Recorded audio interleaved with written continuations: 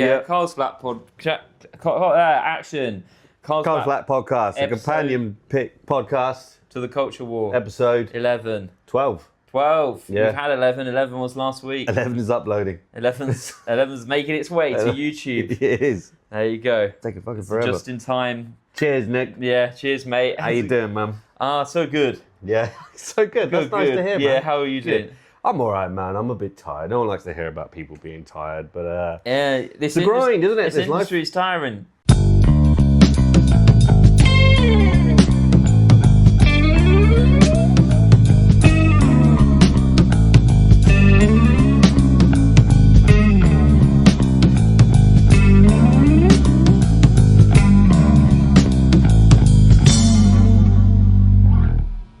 Hell yeah, man. Yeah, it's so tiring. Oh God, yeah. I keep thinking about let's do some name dropping about a conversation I had with Matt Rouse. Everyone knows the comedian Matt Rouse. Oh yeah, Matt Rouse. And good guy. Yeah, he was telling me about a conversation that he had with Mark Simmons. Oh, Everybody knows Mark Simmons. Yeah, famous one-liner comedian. Yes, very funny guy. Yeah. And Mark Simmons was telling Matt the tiredest he's ever been is the period between going fully professional in comedy, like when you still got to work a day job, you know, and that in between period. And me and Matt was. I wonder what that feels like. Yeah, exactly. That's what me and Matt were saying to us. Like, wow, that's been going on for some time now. Mark Simmons, he's been through some hard times, hasn't he? Yeah. I wonder how long that period lasted. Yeah, I mean, a lot of this game is just keeping going and being able to function at work, isn't it? A lot of this is and being able to write and get productive use of your gigs and just going and going. Mm-hmm. What's your tip for people who want to make it as a comedian and have to survive this? What's my tip? Yeah, this relentless endurance test. I'm looking for tips. What do you mean? Really? What's my tip? What's your tip? My tip would be... You're a successful comedian. I hear you perform. You work for Andy Stedman a couple of times a month. Yeah, no, if people want to make it to the big leagues of Carl Richard, what do they need to do? Have nothing else to fall back on.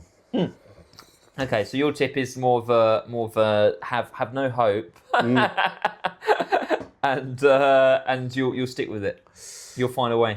Yeah, just keep knocking on doors until something happens. Do you know what my tip is? What? For staying in the game? What? Eat nutritious meals. That's probably quite a good one. Cook nutritious burritos. Separate it into not the burrito bun, because that you don't want to put that in the fridge, but put the filling in separate Tupperware containers, and then have nutritious food multiple times a week. I think my tip was more romantic. Mine was practical. Nutrition. Get you nutrition. Because if you're tired but you've had a nutritional meal, it's not. Does help. It doesn't. You're not as ill. Yeah, you don't feel as ill. Absolutely does help. Yeah. Yeah. But I think the not having backup is probably good as well. Yeah, I mean, I don't know if I particularly mean that, but what's just loving the game, right? Isn't it, really? Yeah. Just keep going. So what's in the culture war this week? I'll tell you what's in the culture war this week. Oh, that's pretty grim again, isn't it? Well, someone who has the woman on Question Time who has anxiety so bad she can't fill in a form, but she can do. She can make it to Question Time and do a bit of public speaking. Yeah, she can moan in front of a national audience, but can't fill in a spreadsheet. So, do you think we've taken it too far with mental health? Yes. Yeah. That's my hot take. Yeah. I think there's too much mental health. Yeah. All right. Well, that's. I think we should bring them out national service.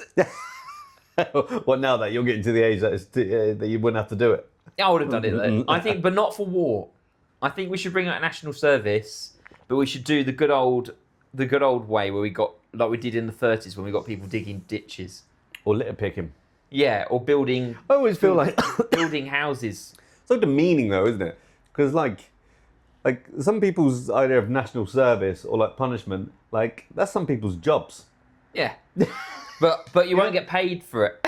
Yeah. That's the difference. I guess that is the truth. Yeah, the difference is everyone when they do graduate secondary school, they should have to go and take a few years of national service, and rich people can pay a premium fee to get out of it. Right. But then they'll be like, we look down on them for the rest of their life for it. They won't care about that. No, but that's never stopped them before. That will help. That will help generate revenue. Right. And you can and you get important skills. Still a bit of a separation there from the rich. Yeah, everyone has to do it. Actually, everyone has to do it. I think that goes against your private school. Yeah. Everyone has to do it. Okay, we're amending this policy. Everyone has to do 2 years of national service. Yeah. Doesn't have to be war, but it could just be building houses. Mm-hmm. And that should be a way for refugees to get fast tracked as well. I like how you put a little lefty spin on it right at the end there. Yeah, if you want to get and then that way, and I think that would do good, because then if people see people contributing to the country, that would help people feel. Do you think refugees should have to do the national service as well? I think it's a way of getting. I think there should be a way of getting fast tracked. So it'd be like a point scheme. We're talking Australia. No. I think there should be a way where if you should be able to do. Oh, yeah. National Come over service. here from Sudan, are you? Yeah, and then you get build me a house, and then we'll talk about a visa. Then you get skills, All and right. then you're building the infrastructure to sustain people as well. And we should abolish the green belt as part of this. This is an ideologies all over the place. I like it. I'm in favour of abolishing the green belt. Why? Build council housing on the green belt. You just want it to be so dystopian, don't you? You just want concrete blocks everywhere. We're going to build brutalist architecture. Here's your gruel. Here's your state slop. Be good. and every. I'm totally. We don't have abolish the an green belt. open mic on every property. That sounds absolutely hellish. Yeah, not only Not a bit of green. Not only is there no green and brutalist architecture, but also you have to draw open mic comedy. Just autistic men on every corner. Wow. Vote Bayard. What a vision for the future. Yeah, it's going to be good. Yeah. No, I think there's a lot of good ideas here. I think we can do a poll. Do a poll. I think we need to. Do you want autistic brutalist national service, or should we keep the green belt? Autistic brutalist national service. I'm just remembering that for the name of the episode. Autistic. No, you can't get rid of the green belt, man. I think it's more trouble than it's worth. I think. Nature, beautiful. No. Build. Okay. So you've also become actually a member of your party now. Yeah, I've joined. I think against your better judgment, that's crazy. I was so angry at finding out one of my friends was the landlord. I was like, right, that's it. I'm joining. I'm going to meet some like-minded people. What is? Of course, I've never done that. But like, what do you have to do to join a party? You just go online. You just go on the website. You fill in the form. Yeah. You sign up to what your level of fee is, and you're in. What level of fee do you mind? £5 a month. £5 a month. Standard. Fair enough. Yeah, you get concession, but I was like, I think I could afford £5 a month. Yeah. Yeah. It's £5 a month. We're building the grassroots socialist movement. That will provide good living standards for the people of this country. Once they sort out their inner beef and in 80 years' time, when we've got our shit together, we'll. I don't know. I'm just I'm curious, and I do think like the country needs an actual left wing party. I know you got the Green Party, but they're not a. They're on fire. They are doing well, and I like that. But this is the best the Greens have ever done in either of our lifetimes. Yeah, and also they're probably benefiting from the fact that your party hasn't got their act together at all either. Yeah. But I do think we need an actual left wing party, and I think it would be fun to be part of the work of doing that at a grassroots level. And I think it's important. So yeah. And it's like, if it takes time, it's about building the institutions of sustaining progressive politics. And also the other thing as well. All you fucking do is build the institutions. The people are hungry. The other thing as well is that I think, it's a good point. I'll accept that.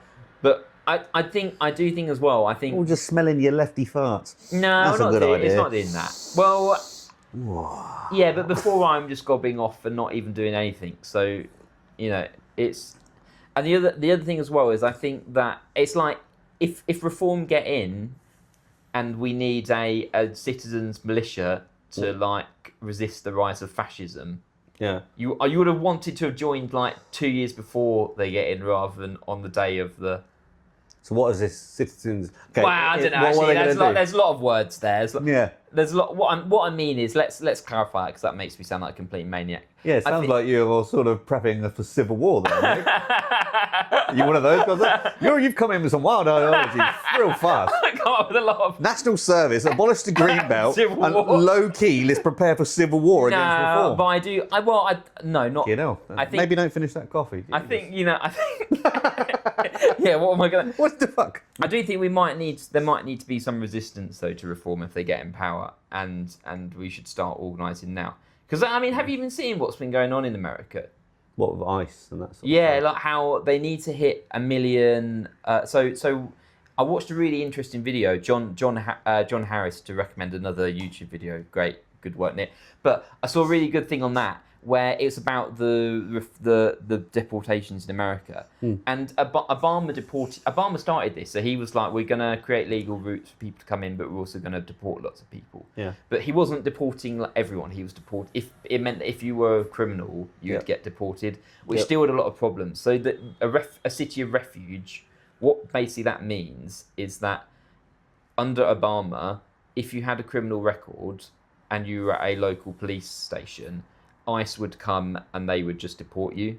Yeah. But that created a lot of like tension between the community and the police force, because like someone would like have a speed or whatever, and then they'd be getting deported, and that caused like tension between a big part of policing is community policing. So then you had cities of refuge, which basically meant we're gonna treat illegal. And there was that within certain states. Yeah, and that meant that we're going to treat people. We're going to treat people who don't have a green card the same way we treat anyone else for petty crimes. Right. But still. And it would depend on the severity of the crime. Yeah. Assuming. I think so. I think there might be room for nuance within that. But but you can let someone murder someone, then they should get deported, right? It's not get wacky here. Yeah. But the point is that Obama did deport a lot of people, but he also it was criminals. Where what Trump has done is Trump set this target of 1 million. Gotta hit the target. 1 million people. Yeah.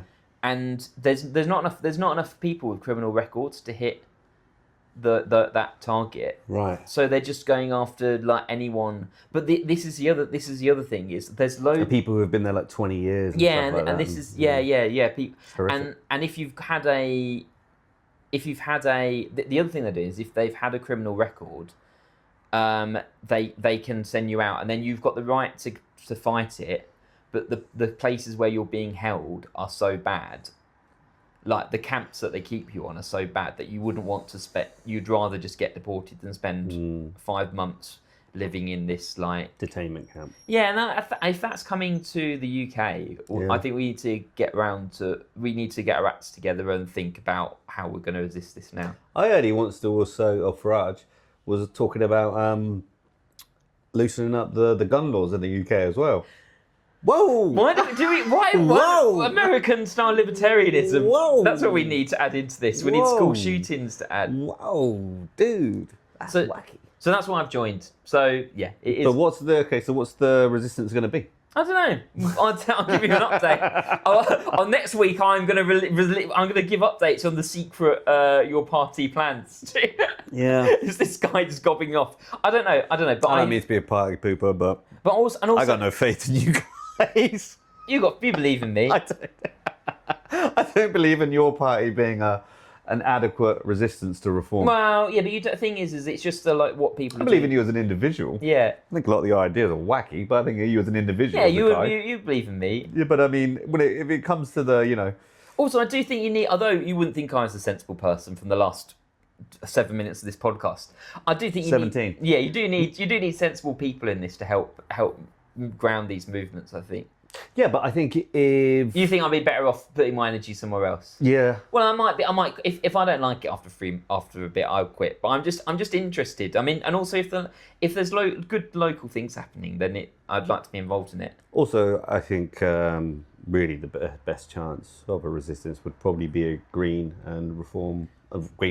Green and your party. Green Reform Coalition. I mean, do you know what? Low-key, I probably would be up for that. I actually would be up for that. We're gonna get the moderates of the. I could, do you know what? That's where I'd put my money. Actually, the five guys in Reform you agree with, and the Green Party. And Zach Polanski. Keeping the cultural war issues of Zach Polanski in check. Yeah, and then that's quite a good idea, actually. Just someone, Polanski. Okay, yeah, we'll do that. But, yeah, I do. Yeah, I do. Yeah, or even a Labour and Green coalition. Basically, I think that the far left need to sort of work together, really. Yeah, they do. Yeah, Both but Green I'm and interested to see what I'm interested. And your party's a shit name. Get a proper name. We need to figure out. We're not doing this again. We've had 6 splits and we haven't figured out the name.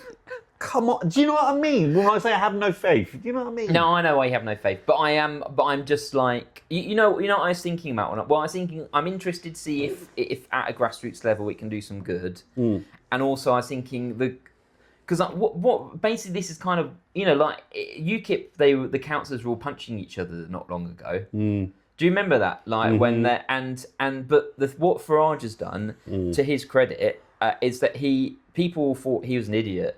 And he's done the work of organising at a grassroots level, and they've just hammered on that. They've been making their case locally to people. I mean, this is an anecdote. You might not be and slowly weeded out the real nutters to try and give the party some credibility. They haven't weeded out all of them for sure. Yeah, but he has kind of they've done. There is a difference between Reform and what UKIP was. Yeah. Sure. They've done that, and they've done the work. Well, the point is that Farage made the case for right-wing policies at a grassroots level for a really long time, and now they're the dominant force in British politics. And I think, although I think what the Greens are doing is great, I think really we almost need to take a step back and make that case at a grassroots level, and that's what I see.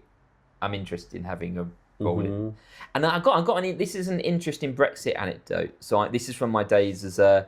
I did a bit of when I was doing Labour Party stuff. I did a bit of work with Hope Not Hate, who are an anti-racist campaign group. They put out so as part of as the kind of trying to dispel refugee myths.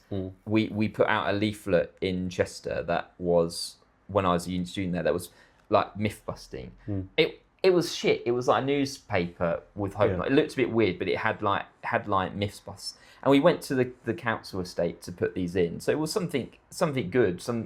But I remember a guy came up to me in the bike and he was like, "Oh, hey, what are these?" And I'm like, "Oh, these are leaflets of anti like these are like EU myth busting." And he goes, "Oh, that's okay. I'll check it out, mate. But you know that there's a UKIP preacher who comes to the pub every night and talks about why the EU is bad." And I'm like, "What do you mean?" Like a preacher is like every Friday at the local pub, the UKIP candidate comes and he gives speeches about why the EU is bad and we need to leave.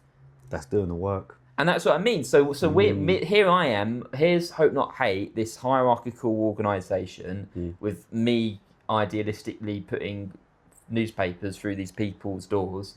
Meanwhile, the candidate lives on this council estate, going to the pub.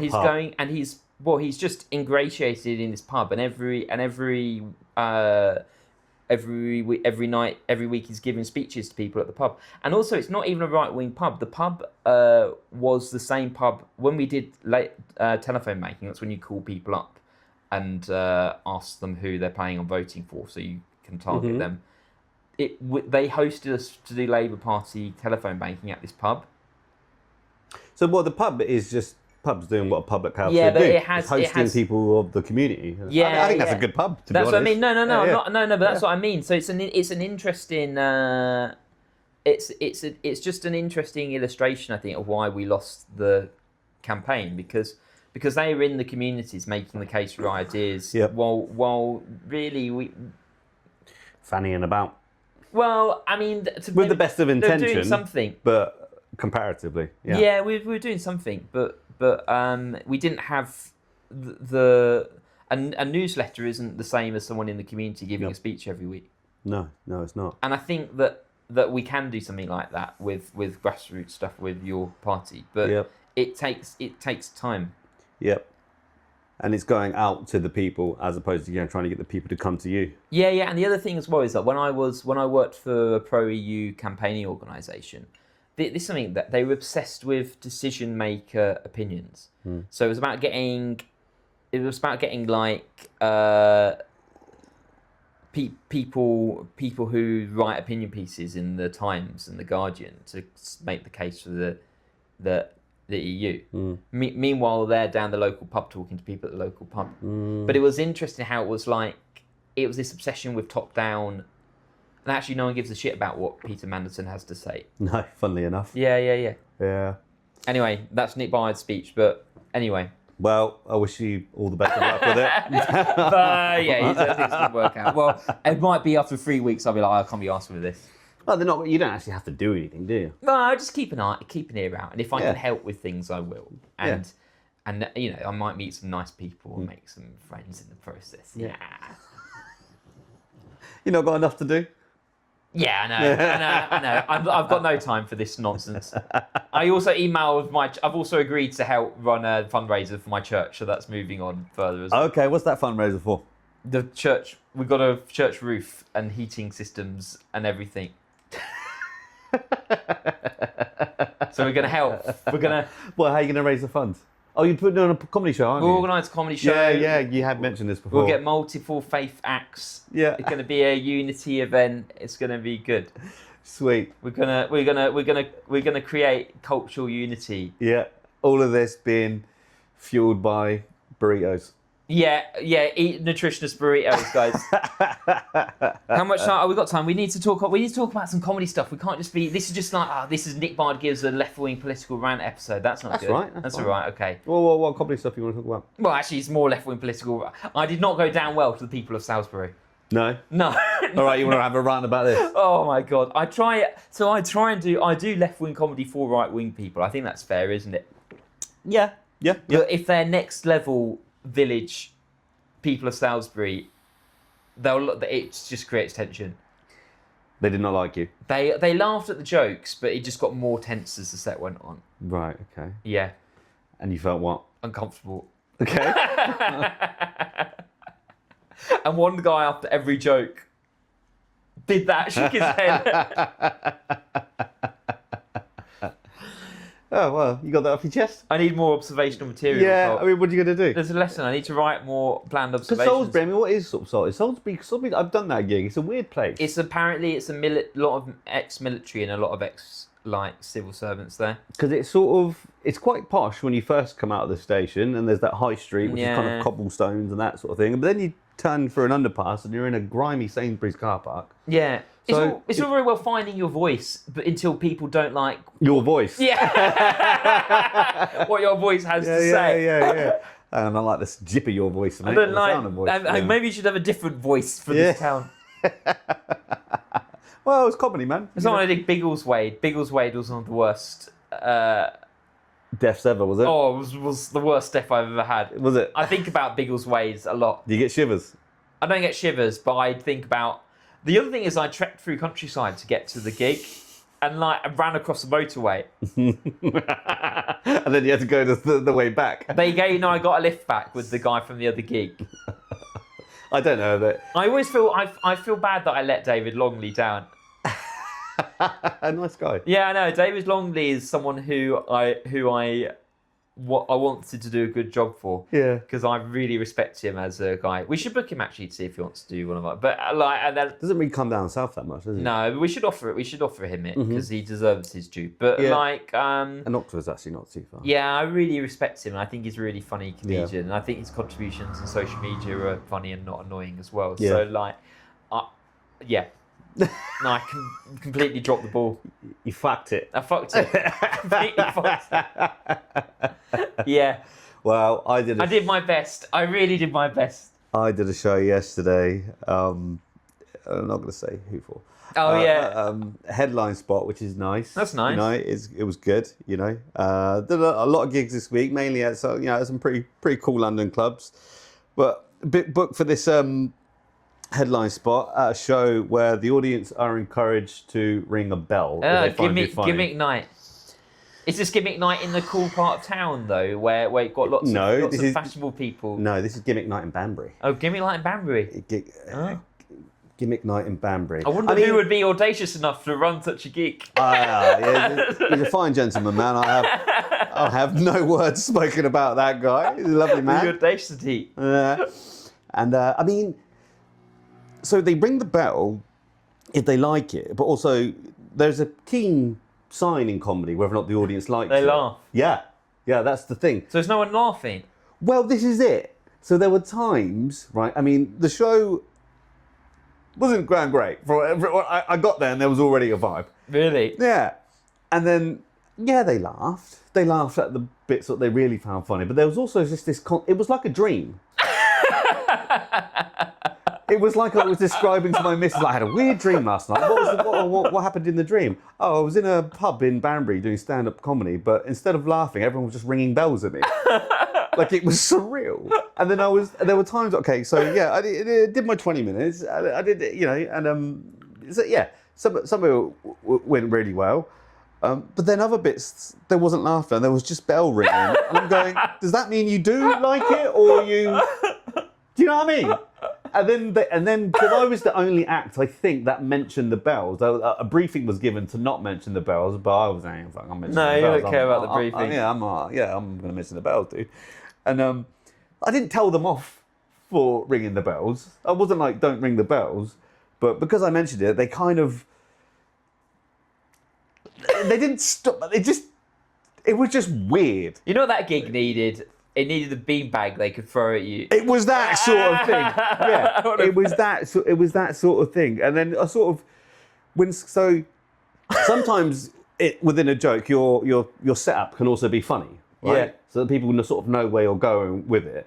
So what would happen is that I like where he's going with this, ding. But then when you hear the ding, it sort of throws your punchline off because your time is nothing. And then you get the punchline and then they don't laugh at that. But you dinged at the anyway. Why are there not enough gigs where the premise is this is a good, well-run comedy night? Here's the thing, Nick. That show could have totally been run without bells. Like, I'll show you a picture of the room later. It's actually quite a nice setup room. A lovely room. Everyone's got tables. There's like little candles on there. Mm. There's no real reason for that. Did you say this to the mystery promoter that had this brilliant idea? Yeah.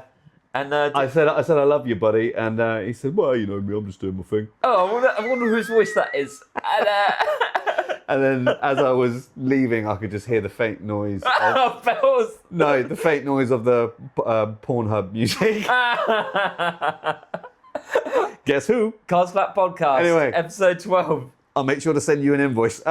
Like and subscribe. Like and subscribe, please. Give do people give good reviews? I don't know. Well, just comment. Help the algorithm, you fucks.